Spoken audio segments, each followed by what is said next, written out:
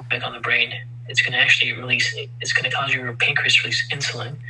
And insulin is going to turn on these microglial cells and all these inflammatory pathways in the brain. That's going to cause significant degeneration of the brain. Does insulin cause inflammation inside of your brain? The answer is essentially exactly the opposite. Within the brain, insulin has a very inflammatory effect, and there's actually a lot of research around the administration of insulin to prevent against neurodegenerative diseases and repair against trauma to the brain. Insulin regulates brain growth, energy utilization, the functioning of the energy machinery called mitochondria, cognitive function, and the ability of the brain to adapt to external stimuli. Insulin desensitization, which can occur due to myriad of factors including being overweight and excessive inflammation, typically due to environmental or lifestyle factors, is one of the most important risk factors for the development of neurodegenerative diseases like Alzheimer's disease. However, people often conflate insulin resistance or desensitization with insulin itself.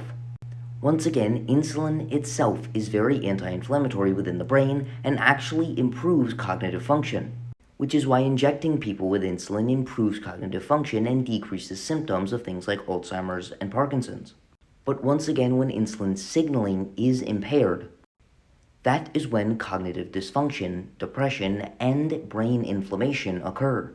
Therefore, despite what many may tell you, the intake of carbohydrate-rich foods appears to be protective against the effects of things like depression, improves subjective and objective performance, and it does appear that over long periods of time, low-carbohydrate diets, in some, can increase depression, fatigue, stress, and anger.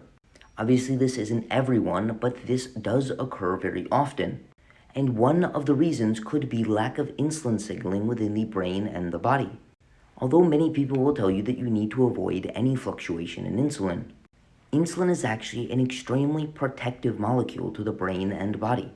And many people are conflating insulin resistance or insulin desensitization with the actual physiological effects of insulin, which might lead individuals to believe they need to avoid carbohydrates for optimal brain and body function, when it may actually be quite the opposite.